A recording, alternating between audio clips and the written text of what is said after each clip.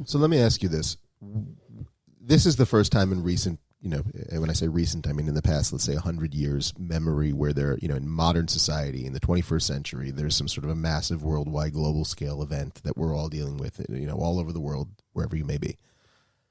The miscalculations that you just... Except World War II. And No, I'm saying like a natural event of some sort of a...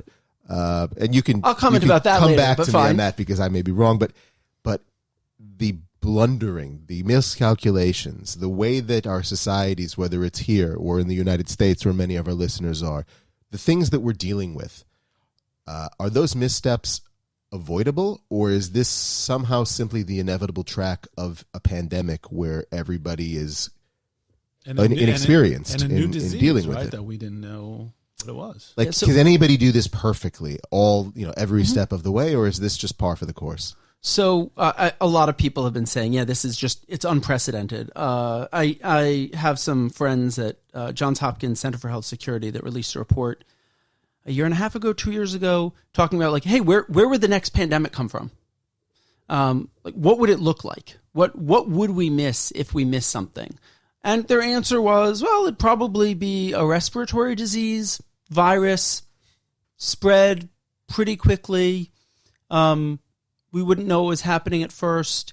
The fatality rate wouldn't be super high. Otherwise, people would clamp down really quickly. It wouldn't be super low. Otherwise, it wouldn't matter. And they described COVID. And then they ran an exercise, like a wargaming exercise. Like, okay, so they came up with kind of a feasible scenario and said, like, okay, so this is what's happening, to try and understand, like, how it is that response should and shouldn't work. And what did they come up with as a case? I don't remember where it originated. It wasn't China, but they said, oh, well, okay, let's imagine a novel coronavirus shows up, and they ran this in 2019. Like, they were presenting this to the people at the Biological Weapons Convention meeting of experts last year, like 3 months before COVID showed up. That sounds like either the most interesting or the most boring kind of conference. Oh man, it is so incredibly boring. Okay.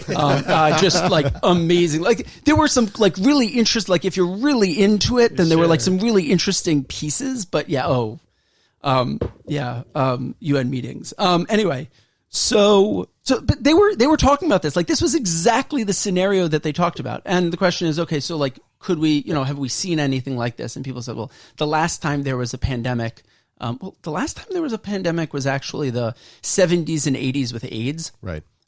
So we've done this before. That's also called a pandemic? Yeah. Okay. Millions of people across the world. And if you want to list the blunders, they didn't know it was happening for a long time. They didn't do very much. They said, oh, well, this is only affecting some groups. It's not here yet. It's not affecting us. It should remind us of exactly what happened now. Was there, I remember the AIDS pandemic, but I was like 10. Yeah. Like, was there a chance that we were going to shut down, that economies and countries were going to close down because of AIDS? Because of the sexually transmitted diseases are a little bit different. It wouldn't have been fought the same way, but what we did. Did they know early on that AIDS was an STD, or was there a chance that they thought that it might be transmissible through the air? They knew. Well, I remember people worrying about shaking hands with people. Yeah, so there was some. There's a story of a dentist that got people really worried about it. No, they knew that it was almost all sexually transmitted. They knew pretty quickly that by the way, like if you get a blood transfer from somebody, and there were mistakes made early on that were fatal to lots of people, unfortunately, but. They knew what was happening pretty quickly, and the types of missteps are kind of unsurprising if you look at what's happening. But other than that, and AIDS is a really, really weird disease for lots of reasons. So I don't think it's typical of what we see. But if you look more recently, there were a half dozen events. We keep on getting Ebola outbreaks in sub-Saharan Africa. We had SARS, we had MERS, we had West Nile virus. All of these started showing up, and we did exactly the right thing, and they shut. A couple of the Ebola outbreaks took much longer than they should have to control because people didn't go in as quickly as they should have. So what was exactly the right thing? Exactly the right thing is, as soon as you know that there's something happening, you start massively overreacting. So there's a quote about, for a pandemic, anything that you do beforehand seems like an overreaction, and anything that you do afterwards seems like an underreaction. Right. You want to super overreact to when something looks like it might be a problem. The U.S. Congress always has these debates. Well, we spent $1 billion in Africa fighting a disease that didn't even show up in the U.S. And then you have a slightly larger Ebola outbreak and a case comes to the U.S. and we're like, why did we only spend $1 billion fighting this? There are people with Ebola in the U.S. We should have done something. And that was successful, and they shut it down. And it's like you spend so much money on your military, you do it to prevent the war. You don't say and then the war didn't happen, and everybody says that military spending's out of control. Exactly. Right. So I think that so there are places where, look, there's plenty of money wasted on preparedness for lots of things, but like what? I'm not going to talk about the U.S. military right now. No, there's lots of preparedness that looks good, but isn't really helpful. So the kind of preventing terrorism is much cheaper than trying to rebuild after it happens. But there's also a lot of stuff that happens. We still can't take water bottles onto airplanes. Yeah, that's ridiculous. Which is right. So there are some things that are okay, so this is really painful and annoying. And the dynamics for why it is that overreactions like that happen are pretty well understood, which is if they rescind that rule, if they let you take don't require you to take your shoes off before you get on an airplane, and another shoe bombing happens, even if nobody dies, the guy who made the decision to stop requiring people to take off their shoes gets fired, period. They're getting fired. Even though it was the right call, even though nobody died because of the, next, failed shoe bombing. Somebody tries to use a liquid binary explosive on a plane, and it fails again because they're really titchy and hard to deal with it.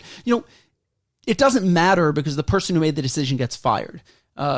In reverse, the same thing happens. So for COVID, there's one of the things that people are talking about is maybe we should do human challenge trials where we intentionally expose people to the virus and see what happens so that we can better figure out how it is, and it'll help us develop vaccines faster, and we can, give somebody a vaccine and then intentionally expose them so that we find out whether the vaccine works in a week instead of 3 months. And there are lots of things. Well, but if somebody dies doing that, the person who allowed it is getting fired. And if lots of people die because you didn't do it, everybody keeps their job.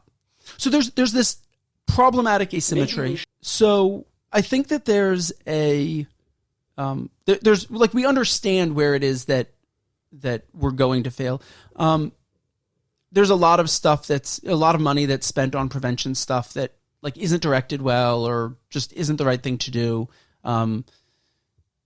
There's the World Health Organization set up a pandemic catastrophe bond that was supposed to have a bunch of money available to help fight a pandemic. And a year ago, we were all talking about how this was poorly structured and a bad idea, and they shouldn't have done it this way. Fine. There are things that fail, but honestly, if they tried more new things that failed, they'd probably also try more new things that succeeded.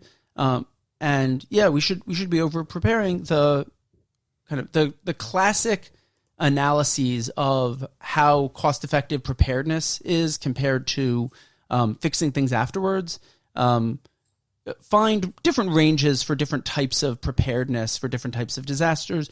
But cost-benefit ratios are, it costs 1/10 as much to prepare as it does to respond, 1/4 as much maybe for some things.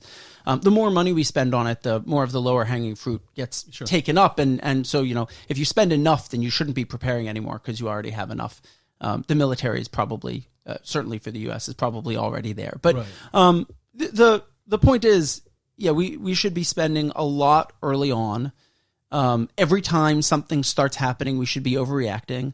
And this was well understood, and we kept on getting it right, and COVID was a misstep. And there are a bunch of reasons, some of which are very clearly the responsibility of governments, some of which are the weird dynamics of exactly how the disease works, some of which are the fact that China didn't do as good a job as they could or should have talking about what was happening and releasing data early on. It was a combination of all these things.